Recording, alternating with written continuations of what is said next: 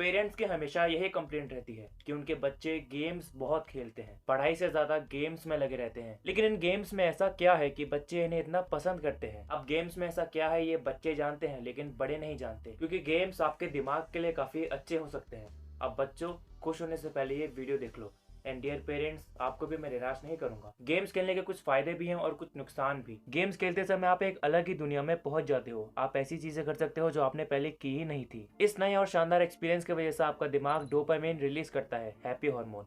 इसी के साथ आपके दिमाग में कई सारी एक्टिविटीज होती हैं, memory, cognitive skills, coordination, mood और भी बहुत कुछ। ये सभी आपको विस्तार से समझाता हूँ। ब्रेन स्टडीज में देखा गया है कि जो बच्चे रेगुलरली गेम खेलते हैं उनके दिमाग के मेमोरी से जुड़े हिस्से नॉर्मल से ज्यादा एक्टिव होते हैं, क्योंकि कई गेम्स में बच्चों को जगह याद रखनी होती है, ट्रिक्स याद रखनी होती है और उस गेम में एकदम एक्टिव रहना पड़ता है, यानी तुरंत डिसीजन लेना पड़ता है। ऐसे कॉम्प्लेक्स सीक्वेंसेस मेमोरी से जुड़े फंक्शंस को इम्प्रूव करते हैं। एक स्टडी के लिए कॉलेज के 17-18 साल के बच्चों को 2 हफ्ते तक करीब आधे घंटे के लिए सुपर मारियो या एंग्री बर्ड जैसे गेम खेलने के लिए कहा गया, और जब उनका टेस्ट लिया गया, उनकी पढ़ाई का टेस्ट, तो उनके स्कोर पहले से 12% बेहतर थे। उनकी मेमोरी सुपर मारियो खेलने की वजह से पहले से ज्यादा बेहतर हो चुकी थी, क्योंकि ऐसे नेविगेशन, पजल्स और डिसीजन वाले गेम्स हिप्पोकैम्पस को उत्तेजित करते हैं, जिससे लर्निंग एबिलिटीज बेहतर होती हैं। गेम्स खेलते समय आपको अटेंशन की जरूरत पड़ती है कि यहाँ वहाँ जाना, दुश्मन पर ध्यान रखना या उसे मारना। इससे आपका विजुअल अटेंशन यानी दृश्य ध्यान, कंसंट्रेशन बेहतर होता है। ये बात 2021 की एक स्टडी में भी बताई गई थी। इसी के साथ जिन गेम्स में मल्टीटास्किंग होती है वो आपकी प्रॉब्लम सॉल्विंग एबिलिटीज को बेहतर करती है,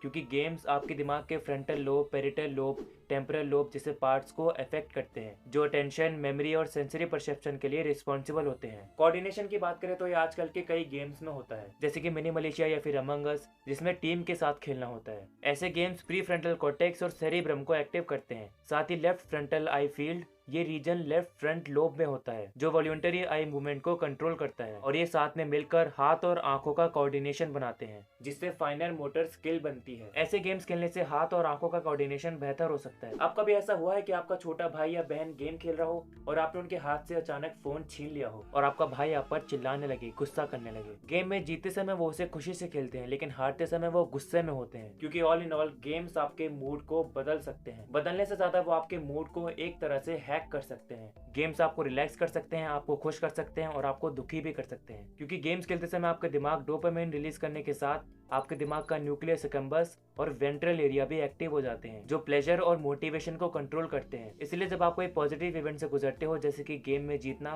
तो आप खुश हो जाते हो और आपका मूड अच्छा हो जाता है। लेकिन जब आप किसी गेम में हारते हो तो आपके दिमाग के इन हिस्सों की एक्टिविटी काफी लो हो जाती है, जिससे कम डोपामिन रिलीज होता है और आप दुखी हो जाते हो, जिससे आपका मूड खराब हो जाता है। यहाँ पर आपने एक बात नोटिस की कि आपकी खुशियाँ एक वीडियो गेम के हाथ में होती हैं। इन सब के साथ गेम्स के और भी कई पॉजिटिव इफेक्ट्स हैं। ये आपका मूड फ्रेश करते हैं, लर्निंग को सुधारते हैं, क्रिएटिव बनाते हैं, जैसे कि माइनक्राफ्ट जैसे गेम्स, एजुकेशनल बेनिफिट जैसे कि सुडोकू जैसे गेम्स, और सबसे अच्छी चीज जो गेम्स के बारे में है कि आपकी खुशियों का और आपके एंजॉयमेंट का एक जरिया बन सकते हैं। ये सब जानकर हमें ये पता लगता है कि वीडियो गेम्स सच में हमारे दिमाग के लिए काफी अच्छे होते हैं। लेकिन जब ऐसे न्यूज सामने आती हैं तो हमारी थिंकिंग बिल्कुल बदल जाती है। आंध्र प्रदेश में रहने वाले 15 साल के एक बच्चे ने सिर्फ इसलिए अपनी जान दे दी क्योंकि वो पबजी में हार गया था, जिससे उसके दोस्त उसका मजाक बना रहे थे। इस सब से बच्चा मेंटली अनस्टेबल हो गया। उसने कई दिनों तक खाना नहीं खाया और अंत में अपनी जान ही दे दी। बच्चे के परिवार ने सेक्शन 174 के तहत सस्पिशियस डेथ का मामला दर्ज किया। ऐसा ही एक केस लखनऊ में भी आया था। 16 साल के एक बच्चे ने अपनी मॉम को इसलिए शूट कर दिया क्योंकि वो उस बच्चे को ऑनलाइन एक्शन गेम खेलने से मना कर रही थी। अब टीनेज के समय बच्चों का दिमाग वैसे ही कई सारे चेंजेस से गुजर रहा होता है और कई हार्मोन से फ्लडेड रहता है, जिससे उनके मूड पर असर पड़ता है। जिस चीज से उन्हें लगाव है, अगर वो चीज उनसे दूर चली गई